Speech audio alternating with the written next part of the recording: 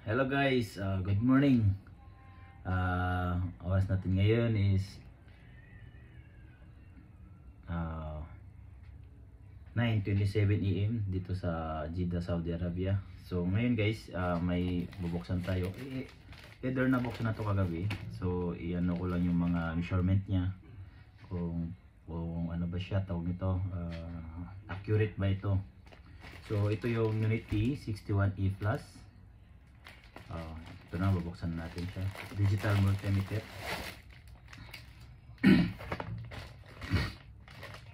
Price nito guys, SR is 375 SR.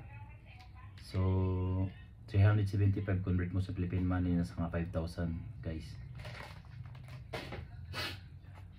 Ito yung kasama niya. May isang bag siyang kasama, tapos may isa siyang extra test probe.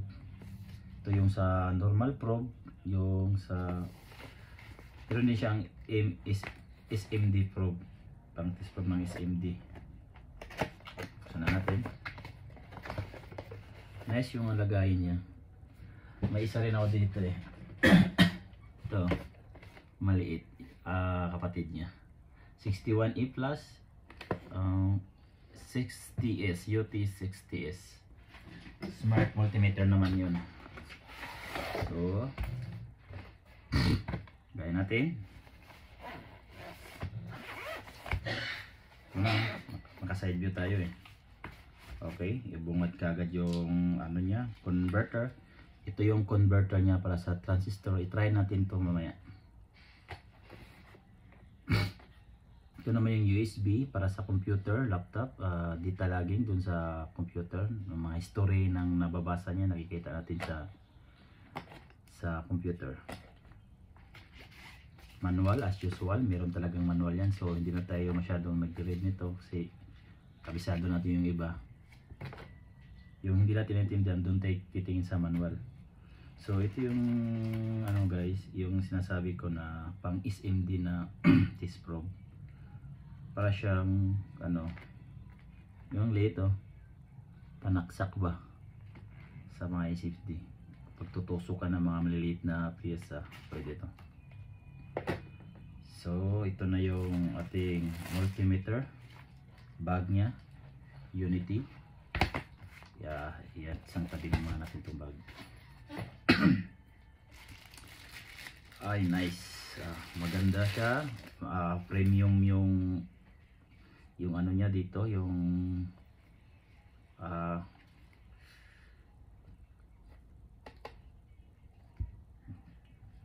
kagabi walang battery na, may battery tayo apat na trifold E. So testing natin, magre-read tayo ng measurement.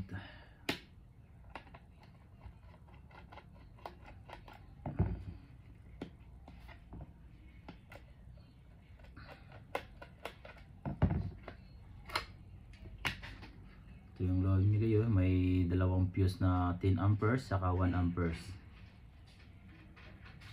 Ito sa amperes to. Sa AC/DC measurement guys.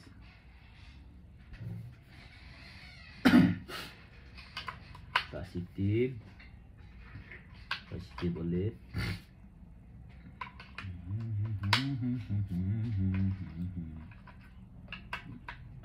Mali pa.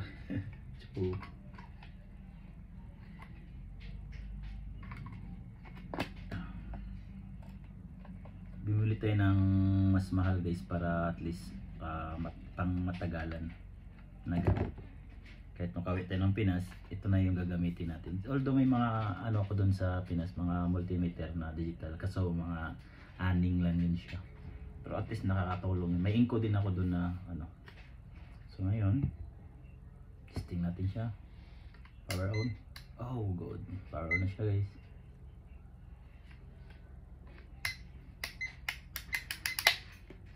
NCB, okay. Okay, function ng NCB niya. Meron siya, meron. So, magre-read tayo ng lapit natin yung tester. Yan, para makita ilaw.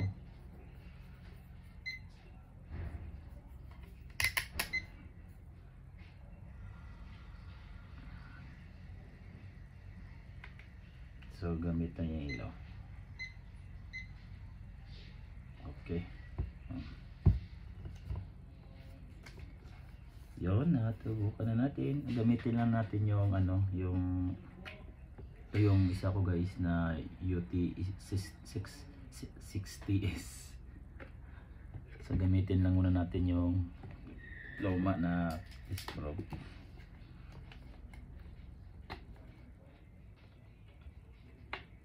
Ito yung kung curate. Try muna natin.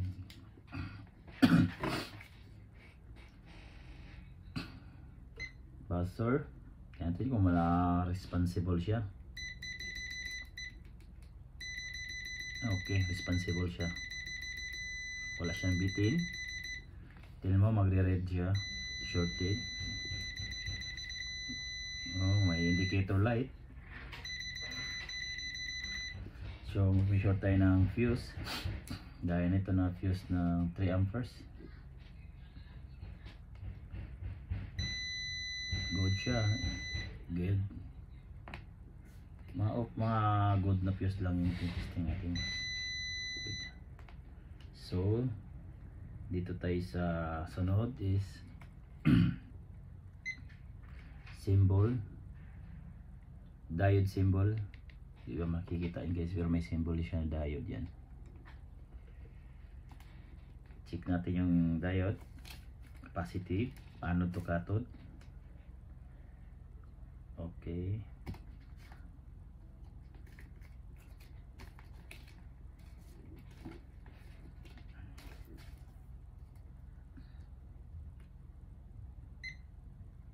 Oy, nice kasi pag good yung diode mo guys, nag-green siya. Mean to say ano siya, good. 0.4298. So break tayo natin kung gagana ba siya. Oh. Nice yung diode niya. Tapos dito tayo sa LED lights. Maliit lang. Tignan natin kung mag-ano siya ng voltage. Baliktad.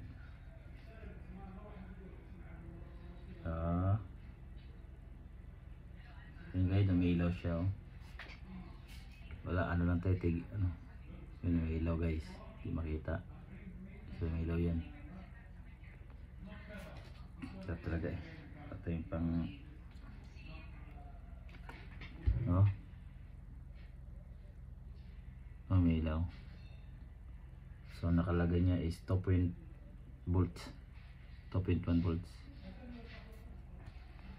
Yung isa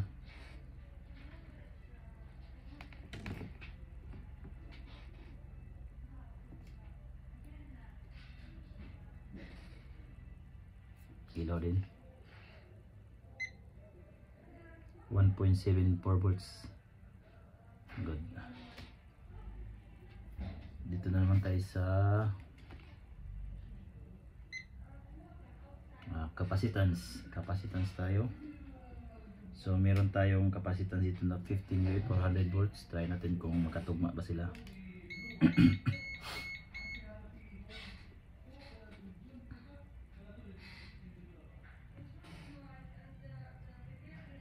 13.8. So pwede na kasi 15 UF lang siya eh. Nagamit na rin kasi ito. Kaya bumaba na. Wala tayong bago. O same siya kahit baliktarin mo. 13.8 UF microfarad. May isa ditong maliit. 100. Tignan natin 100 UF 16 volts. Check natin.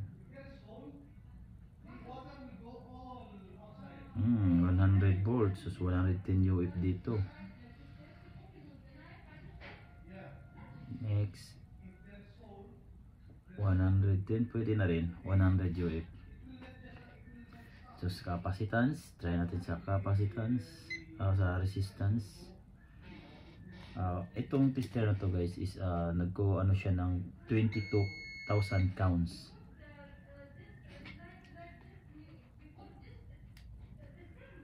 Ito is brown, black 10 ohms. Tignan natin.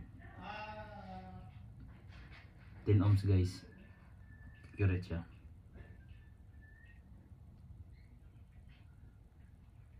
Okay, 10 ohms. Kita nyo, 10 ohms. Tapos ito is brown, black, blue, gray. Yes guys, I'm back. So sa resistance na tayo. Ito guys is blue gray. Ang reading ito is tingnan natin sa blue, gray, orange, 68 kilo ohms. 68 kilo ohms guys. Tingnan natin kung same sila. Tingnan dito. Oh, 63, 62, 67. Tama guys. Okay siya. 68 kilo ohms. Oh, 67 kilo ohms. 2.2 kilo ohms tong resistor na ito. Tingnan natin kung ano. 2.171. Good.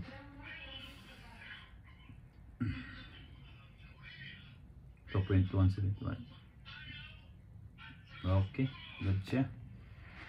So try natin yung itong transistor. Base tayo.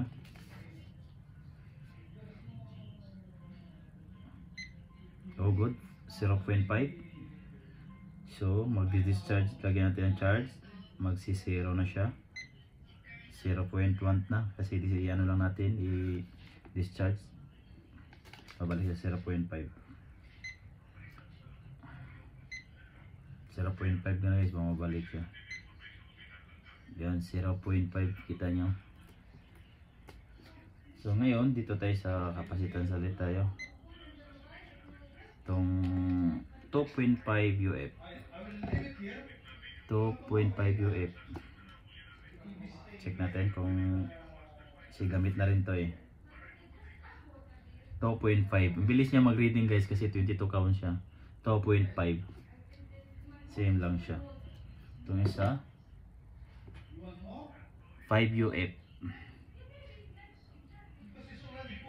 5 UF.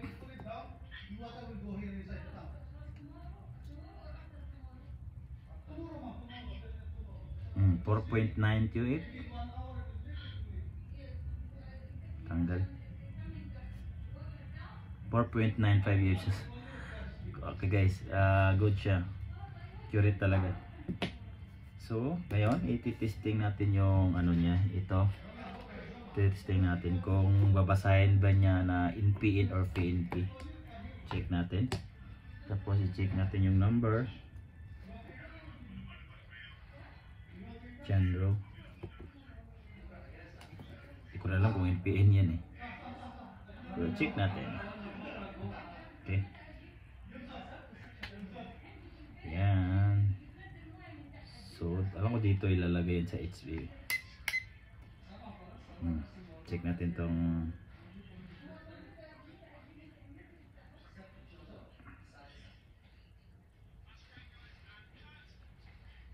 bis.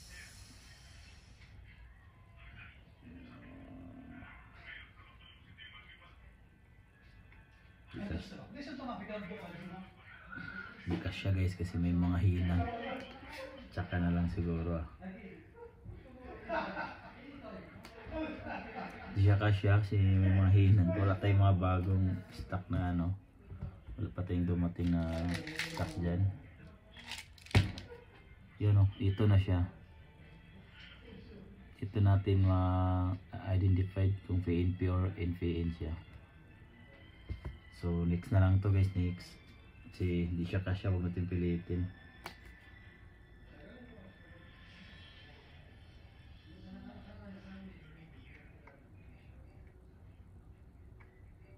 Di abot. Dapat ano siya, yung mahabang paa.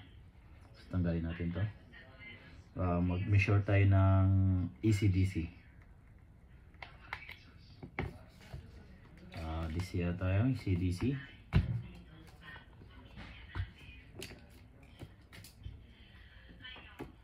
AC DC.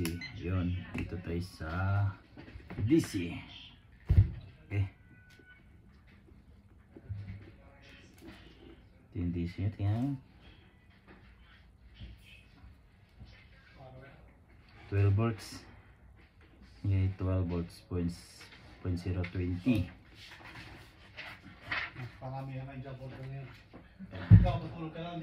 Tapos AC-DC tayo sa AC. Check, collect natin yung AC nya.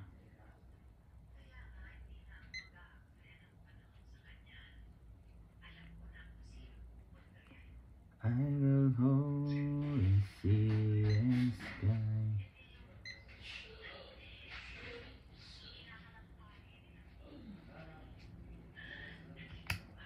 Kaya pala.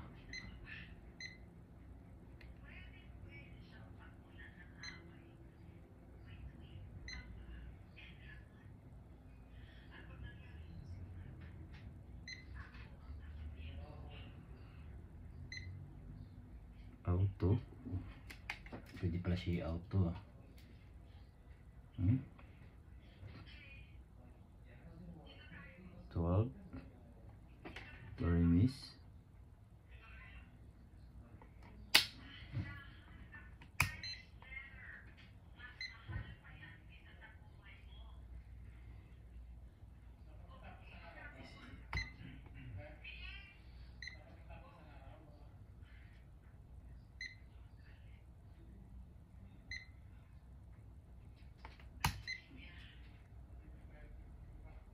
Ito pala ang AC nya. May auto rin siya.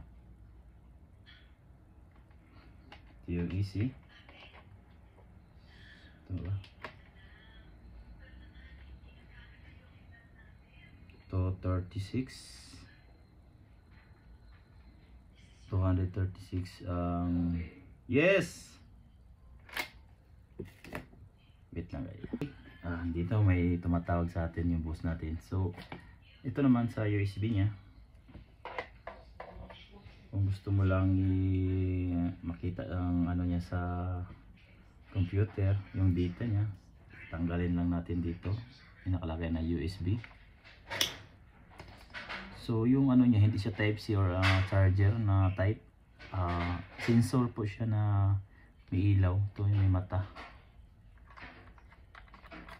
Yan. Wala tayong computer dito. So, ito, pindutin mo lang USB. Ito. Kikita natin ito yung ano niya. Yung indicator na is. Okay. Ito lang, hanggang dito na lang tayo kasi wala tayong yung ano. So, the best po itong Unity. Ano siya, accurate siya sa mga araw-araw natin ginagamit sila sa mga technician, mga electronic technician. Marami siyang ano, yung temperature, hindi na natin siya susubukan. Kasi ano lang naman yun, sa cold and heat lang. Hanggang dito na lang Unity, baka naman sunod next vlog natin yung ano, another tester ulit. Ito yung ano ko, isa, yung bunso, kapatid niya guys. So very nice din to, maliit siya. Gusto ko pa mabili yung isa, ito yung Unity UT60 BT Bluetooth, may Bluetooth yun, pwede natin yun, you know? Diba? Nice. Okay, salamat, thank you.